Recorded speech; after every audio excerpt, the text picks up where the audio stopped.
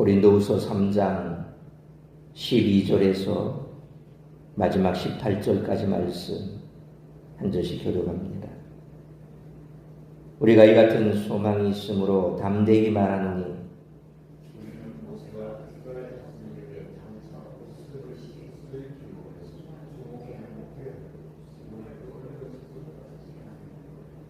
그러나 그들의 마음이 완고하여 오늘까지도 구약을 읽을 때에 그 수건이 벗겨지지 아니하고 있으니 그 수건은 그리스도 안에서 없어질 것이라.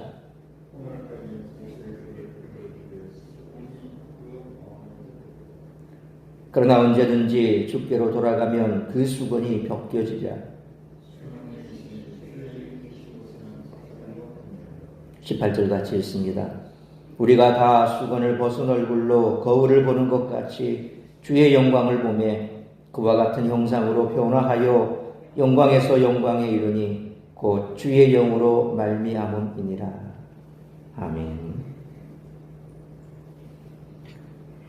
모세의 사역에는 수건이 필요했지만 바울의 사역에는 수건이 필요 없습니다. 바울은 이 차이를 사역자가 무엇을 섬기도록 부름을 받았느냐의 측면에서 이해합니다. 모세는 없어질 것을 섬기도록 부름받았습니다.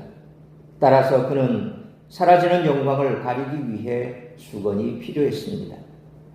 하지만 바울은 길이 있을 것을 섬기도록 부름받았기에 더 이상 가릴 필요가 없었습니다. 모세가 수건으로 얼굴을 가린 이유는 부끄러움 때문이 아닙니다. 다만 사라질 영광의 한계 때문입니다. 반면 우리에게 비치는 영광의 빛은 결코 사라지지 않습니다. 이 모세 수건 얘기가 나오는 것 우리가 잘 아는 대로 모세가 시내산에서 40주야를 하나님과 대면하며 십계명 돌판을 받아왔죠. 그때 하나님과 40주야를 대면한 그 얼굴에서 광채가 나서 사람들이 그 얼굴을 제대로 쳐다볼 수가 없었습니다. 우리가 영적으로 해석했을 때 하나님의 존전 앞에서 40주야를 있었으니 그가 그 하나님의 영광을 그 몸에 가득 받은 거죠. 인간 세상에서 인간들과 부딪히며 살아갈 때는 우리가 모르지만 실제 영적으로도 하나님과 깊은 교제 가운데 있고 나면 나도 모르게 언행이나 혹은 표정이 바뀌게 됩니다. 그래서 사람들은 그런 사람을 볼 때 야, 정말 참 하나님의 은혜가 충만하다 하는 것을 직감적으로 느끼게 됩니다. 마찬가지로 모세는 40주야를 하나님과 대면한 상태였기에 이 땅에 사람들이 그를 쳐다봤을 때 얼굴을 제대로 쳐다볼 수가 없었습니다. 그러자 모세가 그것을 눈치채고 얼굴을 수건으로 가렸던 거죠. 그것을 이제 배경 삼아서 바울이 과거 모세가 없어질 것에 대해서 그와 같은 영광이 빛이 났고 또 그 영광의 빛을 사람들이 볼 수 없어 가렸지만 그러나 그 영광은 한계가 있다라는 겁니다. 그 이후에 예수 그리스도로 말미암아 주어진 우리의 그 영광은 변함이 없고 사라지지 않는 영원한 것이다. 이제 그런 것을 대비해서 말씀을 하고 있는데 이 내용 자체가 어떻게 보면 그 배경이 사실 모세가 원했던 것도 아니고 또 그것이 지금 이 본문과 매치를 시켰을 때 쉽게 우리가 조금 즉각적으로 그렇게 이해할 수가 없는 듯한 그런 상황이 된 것 같아서 제가 부연으로 이렇게 설명을 드리는 겁니다. 어쨌거나 하나님께서 자신의 영광을 그 아들 예수 그리스도 안에 나타내셨기 때문에 우리가 이 영광을 성령의 임재 속에서 대면하고 있다는 겁니다. 그리스도의 영광을 대면하는 이 큰 특권을 오늘 우리에게 주셨음에 우리는 감사하지 않을 수 없습니다. 감히 하나님의 사역자 가운데 으뜸이 되는 그 모세의 사역과 바울은 대담하게도 자신의 사역뿐만 아니라 예수 그리스도 안에서 그 영광의 빛을 받은 우리 모두에게 지금 다 적용을 시키고 있는 거거든요. 그러니까 사도 바울의 이 대담함은 어떻게 보면 그의 객기 있는 그런 대담이 아니라 실제로 바로 역사 속에서 예수 그리스도의 오심과 그리고 오시기 전과 소위 BC와 AD의 차이점이 얼마나 큰가? 다시 말하면 우리가 받은 그 영광이 어떠한가? 감히 역사 속에서 비교할 수 없는 그런 우리와 모세를 바울은 그렇게 비교하면서 자신의 사역 또한 그렇고 이후에 그 사역을 이어받을 우리에게까지 그 영광을 돌리고 있으니 실로 참으로 예수 그리스도의 오심으로 벌어지고 있는 이와 같은 그 하나님의 영광에 참여함에 우리가 얼마나 기뻐해야 할 것인가 하는 것에 대해서 지금 말씀하고 있습니다. 우리는 지속적으로 주의 영광을 바라보아야 합니다. 왜냐하면 하나님은 우리가 그의 영광을 보는 데서 그치지 않고 그 영광에 동참하는 것을 원하시기 때문입니다. 우리는 하나님의 영광에 따라 영광에서 영광으로 변모되어야 합니다. 이를 위해 지속적으로 주의 영광을 바라봐야 합니다. 고린도전서 13장 12절 말씀처럼 우리가 언젠가는 얼굴과 얼굴을 맞대고 주님을 친히 대할 것이지만 지금은 거울로 보는 것과 같은 간접성이 남아 있습니다. 고린도전서를 말씀할 때 이 말씀이 가지는 의미가 불완전성 그리고 명확하지 않은 흐릿함. 왜냐하면 당시 거울은 지금 우리가 보는 이런 이 규소가 녹아서 만들어진 아주 매끈한 그런 거울이 아니거든요. 청동 거울입니다. 그러니까 이 청동 거울은 그 형상은 이렇게 잡을 수 있지만 지금의 거울처럼 뚜렷하게 이목구비를 그렇게 구분할 수 있는 그런 거울이 아닙니다. 그러니까 거울이라고 얘기를 하니까 지금 자꾸 우리 거울을 얘기하는데 여기서 말하는 거울은 청동 거울이거든요. 그러니까 잘 연마해서 닦아놔도 실질적으로 그것은 실제 우리가 눈과 눈을 통해서 얼굴과 얼굴, 페이스 투 페이스, 얼굴을 마주 대하면서 볼 수 있는 그런 형상과는 약간 차이가 있는 그런 이 거울이라는 거죠.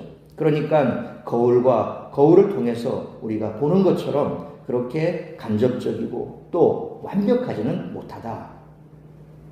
이렇게 주의 영광을 계속 바라보는 데서 영광의 변모가 따르다는 겁니다. 이 변모는 다각적인 차원으로 이루어져야 합니다. 그것은 로마서 12장 2절에 우리의 마음을 새롭게 함으로 변화를 받아 라는 말씀처럼 우리의 마음 틀과 삶의 방식이 새로워지는 것을 포함합니다. 뿐만 아니라 우리의 외모에서도 영광의 빛이 배어 나와야 한다는 거죠. 모세가 40주야를 하나님과 대면했습니다. 우리 역시도 이 땅에서 하나님의 영광이 나타나려면 하나님의 영광을 자꾸 대면해야 된다는 거죠. 그 하나님의 영광을 대면하는 방법이 뭡니까? 모세처럼 시내산에 올라가서 하나님을 직접 만날 수 있습니까? 그건 아니라는 겁니다. 오늘 이 성령 시대에 있어서 성령의 역사가 우리 가운데 충만하면 그러면 하나님의 영광의 광채가 우리 가운데 나타나게 된다는 겁니다. 성령의 역사가 충만하려면 어떻게 됩니까? 말씀의 자리, 예배의 자리, 하나님과 기도의 자리, 교제의 자리 그런 것을 통해서 우리가 자꾸 하나님과 대면하라는 거죠. 하나님을 만나라는 겁니다. 그러니까 모세가 그렇게 40주야를 하나님 앞에서 있었던 것처럼 우리 역시도 그런 삶을 살아간다면 그 영광의 광채가 우리 가운데서 배어나온다라는 것입니다. 비싼 돈 들여 성령을 해도 마음의 어둠과 불안까지 다 지울 수 없는데 성령의 평안과 기쁨은 우리의 표정과 외모까지 바꿀 수가 있다는 것입니다. 그러려면 하나님과 충만한 그러한 대면의 시간을 가져야 된다는 거죠. 사람은 자신이 살아온 습관이나 방식에서 벗어나기가 어렵습니다. 대부분 자신의 습관이나 태도에 갇혀서 살아갑니다. 유대인들은 그리스도께서 오셨음에도 율법의 그림자에 집착했습니다. 자신들의 영적 무지에 갇힌 것이죠. 바울은 우리들에게 이러한 영적 무지에서 벗어나기를 권면하면서 계속적으로 과거 율법에 매여 있는 너희와 오늘 성령의 은혜 가운데 있는 우리와 예수 그리스도께서 오심을 확실하게 믿는 우리가 뭐가 차이가 있느냐? 바로 눈으로 보여지고 그들이 직감할 수 있는 그 모세를 불러와서 그 당시와 모세가 율법의 수여자 아닙니까? 그 하나님으로부터 율법을 받았거든요. 그런 모세까지 불러와서 이렇게 대조하는 것을 보면 이 바울의 설명이 얼마나 지금 우리들에게 절박하게 긴박하게 그렇게 제시하려고 가르치려고 하고 있는가 하는 것을 우리가 알 수 있습니다. 그렇다면 복음에는 어떤 영적 의미가 존재할까요? 오늘 본문의 말씀을 통해서 우리들이 깨달아야 할 것은 첫째로 12절 말씀처럼 복음이신 예수 그리스도만이 참된 소망이시라는 것입니다. 바울이 12절 상반절에서 말한 이 같은 소망은 무엇일까요? 그것은 바로 예수 그리스도를 통한 새 언약에 대한 소망을 가리킵니다. 율법은 정죄하고 죄를 깨닫게 하지만 사람을 구원하지는 못합니다. 하지만 복음은 그리스도를 믿는 자에게 구원을 줍니다. 이것은 영생에 이르는 참된 소망입니다. 바울은 12절 하반절 말씀처럼 담대하게 복음을 전했습니다. 진리를 소유한 자에게 더 이상 두려움은 없습니다. 하지만 여전히 율법에 붙잡혀 집착한다면 생명의 소망을 얻을 수가 없습니다. 하나님께서 모세에게 율법을 주셨습니다. 그리고 율법을 주심과 함께 그 율법은 죄를 드러내는 거거든요. 죄를 드러내 그 죄가 드러났을 때 그러면 어떻게 해결을 받아야 되지 않습니까? 그렇게 해결할 수 있는 방법이 뭡니까? 제사법이라는 거죠. 하나님 앞에서 살아가는 하나님의 백성들이 하나님과 만나야 되는데 당시로서는 그냥 만날 수 없습니다. 그래서 하나님께서 율법을 주어서 너희가 죄가 무엇인지 이 율법을 통해서 밝히 증명을 받고 그리고 드러난 죄가 있다면 그 죄를 용서받아야 되는데 바로 제사법을 통해서 용서받을 길을 만들어 주셨습니다. 그 제사법이 뭘 의미합니까? 오실 메시아의 바로 상징인 거죠. 그림자라는 겁니다. 그러니까 그런 그림자를 통해서 오실 메시아에 대한 열망을 계속해서 키워나가는 겁니다. 증폭시켜 나가는 거죠. 그래서 때가 되면 예수 그리스도께서 오셔서 그 구약시대에 있었던 모든 것들을 다 완성하시고 그리고 그 제사법은 다 폐하시고 자기 몸으로 화목제물이 되셔서 이제 우리의 모든 죄를 사함받는 길을 열어주신 거죠. 그래서 닫혀있던 지성소의 휘장이 찢어져서 하나님의 은혜 보좌 앞에 나갈 수 있는 길을 예수님의 몸으로 만들어 주신 것입니다. 바울은 그것을 알고 있습니다. 그것을 깨달았습니다. 그런데 여전히 그것을 깨닫지도 못하고 구약의 그 율법을 붙들고 있는 그 동족이 얼마나 참 마음에 가시처럼 아픔처럼 그렇게 다가왔겠습니까? 그래서 오늘 12절에서도 바로 이 소망은 바로 예수 그리스도 통해서 들어온 새 소망이다 라고 하는 것을 강조하는 겁니다. 율법은 구원의 소망이 될 수 없습니다. 그러므로 복음이신 예수 그리스도를 우리의 영원한 구원의 소망으로 삼고 살아가는 우리 모두가 되시기를 축원합니다. 두 번째로 13절로 14절 말씀처럼 예수 그리스도를 통하여 영적 무지에서 벗어나야 한다는 것입니다. 율법의 영광으로 율법을 수여받은 모세 얼굴에도 광채가 났습니다. 하지만 율법의 광채는 그리스도께서 오실 때까지만 유효합니다. 율법의 광채는 제한적입니다. 실제로 모세가 수건을 가련 그 이후로 계속해서 수건을 가리고 성경에 등장하지는 않습니다. 이후에 내용을 보면 모세가 얼굴을 수건으로 가렸다 이런 내용은 전혀 없습니다. 단지 그 시내산에서 40주야를 율법을 받고 10계명을 받고 내려온 그 순간 잠시 동안이었습니다. 결국 그 영광의 광채도 시간이 지남에 사라져버린 거죠. 바로 사도 바울이 얘기한 것이 그런 겁니다. 제한적이라는 겁니다. 율법의 마침의 완성은 바로 예수 그리스도십니다. 그러나 이스라엘은 율법의 실체이신 예수 그리스도를 거부하고 그림자에 불과한 율법의 광채에 집착했습니다. 13절 말씀처럼 모세가 율법의 사라질 영광에 주목하지 말라고 그 얼굴을 수건으로 가렸는데 이스라엘 자손들은 그 의미를 아직도 깨닫지 못했습니다. 그들의 마음이 참된 영광에 비치신 예수 그리스도를 배척함으로 어두워지고 완악해졌기 때문입니다. 14절 말씀처럼 그들의 마음은 여전히 영적 무지의 수건으로 덮여 있습니다. 고린도 교회에 잠입한 유대주의자들도 동일한 수건으로 눈이 가려진 자들입니다. 이제 율법으로 가려진 수건은 제거되어야 합니다. 그리스도는 율법의 마침이 되십니다. 그리스도의 복음의 광채가 밝게 빛날 때 율법의 그림자는 뒤로 물러갑니다. 그러므로 예수 그리스도를 통하여 영적 무지에서 벗어나 마음이 날마다 복음의 영광으로 충만하게 되는 우리 모두가 되시기를 축원합니다. 세 번째로 15절로 18절 말씀처럼 참된 자유를 주시는 분은 예수 그리스도뿐이라는 것입니다. 15절 말씀처럼 아직도 유대인들은 모세의 글을 읽으며 율법의 영광에 주목합니다. 지금도 그렇습니다. 이스라엘 백성들은 오신 예수 그리스도, 메시아 되신 예수 그리스도를 여전히 배척하고 있습니다. 열광적인 유대주의자들은 그들은 그리스도인들을 싫어합니다. 그리고 또 그들이 나치의 유대인 600명 학살, 그것을 지켜봐왔기 때문에, 그 역사적으로 그들은 그것을 간직하고 있기 때문에 이 나치주의자들도 그 배경에는 보면 기독교가 있거든요. 그러니까 그들의 그 역사적인 사건을 기억하면서 기독교인들을 대단히 싫어합니다. 복음을 못 전하게 합니다. 복음 전하는 것 자체를 싫어합니다. 왜 우리 땅에까지 와서 너희들 그러고 있느냐? 가라고. 실제로 그런 일들이 비일비재하게 이스라엘 땅에서 테러가 벌어지고 있습니다. 기독교인을 대상으로. 오늘날도 여전히 그들은 이 율법에 목매여 있죠. 그래서 그들은 모세오경, 소위 그 율법, 그런 것들을 어릴 때부터 가르치죠. 토라라 그러지 않습니까? 바로 그 토라가 율법이란 말인데, 그 토라를 어릴 때부터 가르치고, 또 그들은 그것이 자신들의 삶을